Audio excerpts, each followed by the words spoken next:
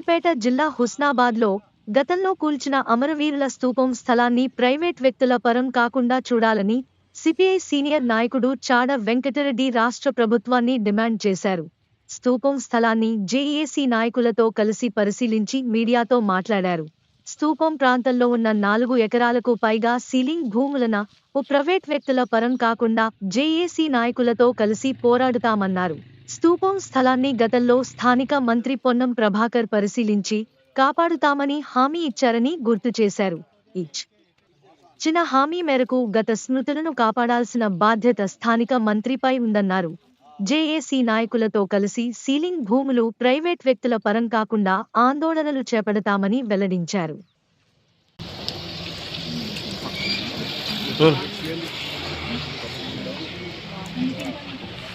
జోహార్ అమరవీరులకు జోహార్ జోహార్ జోహార్ అమరవీరులకు జోహార్ జోహార్. కాపాడుకుందాం స్తూపం భూములను, కాపాడుకుందాం స్తూపం అడుగు భూములను,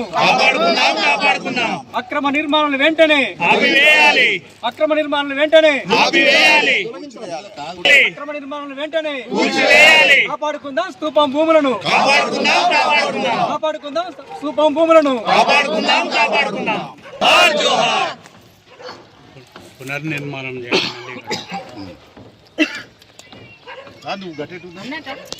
మేము అమరవీర స్తూపం దగ్గర ఈ స్తూపం నిజంగా నిర్మాణం అయిన తర్వాత ఆసియా ఖండంలోనే అత్యంత పెద్ద స్తూపం అని చెప్పి చర్చించబడింది. ప్రతి చోట కూడా ఉస్నాబాద్లో ఆసియా ఖండంలో ఒక పెద్ద స్తూపం నిర్మించబడినదని చెప్పి ప్రజలు భావించారు, అనుకున్నారు. అనివార్యంగా అది కూల్చబడింది. ఆ విషయాలు నేను ఇప్పుడు ఆ జోలికి పోను. కాకపోతే ఈ ప్రాంతంలో 4 ఎకరాల పైబడి రిటైర్డ్ అయినటువంటి డిఎస్పీ రామచంద్రారెడ్డి గారి సీలింగ్ భూములు, ఆయన సొంత పట్టా భూములు కావు, సీలింగ్లో డిక్లేర్ చేయబడ్డ భూములు. సరే, హైకోర్టు పోయినారు. హైకోర్టులో అది కేసు ఫేవర్గా ఏదైతే ఉందో, ఎక్కడైతే ఇక్కడ కాశీతుర్కోళ్ళు మిగతా ఎస్సీలు బీసీలు ఉన్నారో వాళ్ళకి అనుకూలంగా తీర్పు వచ్చింది. అయితే ఆ ఫైలు ఎక్కడుంది అనేది ఇప్పుడు నేను ఈరోజే ఆర్డీఓ గారితో, ఉస్మాబాద్ ఆర్డీఓతో మాట్లాడడం జరిగింది. ఉస్మాబాద్ ఆర్డీఓ గారు దాన్ని పరిశీలించి అసలు అది జిల్లాలు విభజనప్పుడు కరీంనగర్ నుంచి వెళ్ళి మరి ఇక్కడికి వచ్చిందా లేదా, ఇవాళ ఆదివారం కాబట్టి రేపు సోమవారం తెలుసుకునే కూడా చేస్తాం. ఆ ఫైలే దొరికితే హైకోర్టులో పిటిషన్ నెంబర్ అవన్నీ పర్టికులర్స్ కూడా వాళ్ళకి దొరుకుతాయి. తర్వాత ఆడ ఏమిచ్చిందనేది తెలుస్తుంది. అయితే ఏదైనప్పుడు కూడా ఇక్కడ ఎంతోమందికి ఇప్పుడు స్తూపం అనేది ఇప్పుడు ఇక్కడ పక్క పొంటి బిల్డింగ్ కడుతున్నాడు ఆయన రామచంద్రారెడ్డి కొడుకు, ఆయన పేరు రాజేశ్వర రెడ్డి అని ఒక భాగం. కానీ ఇంకా మిగతా ఇది ఆరంభం మాత్రమే. ఇంకా ఎంత దూరమైనా మళ్ళీ ఆక్రమించే పరిస్థితి సాగుతుంది. కాబట్టి దీన్ని పులిస్తా పెట్టాలంటే తక్షణమే ఇక్కడ పెద్ద ఎత్తున ఆందోళన కార్యక్రమం చేపట్టాల్సిన అవసరం ఉంటుంది. అందులో ఇక్కడ పొన్నం ప్రభాకర్, సరే జేఏసీ వాళ్ళు మరి అలాగే సిపిఐ అందరూ బలపరిచి గెలిపించాం.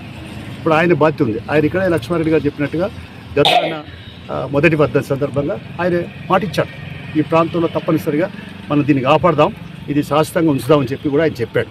ఇప్పటివరకు ఆయన మాట వింటాడా లేడా అనేది తెలుసుకోవాలి. రేపైతే ఆయన ఇక్కడికి పర్యటనకు వస్తున్నట్టు తెలిసింది.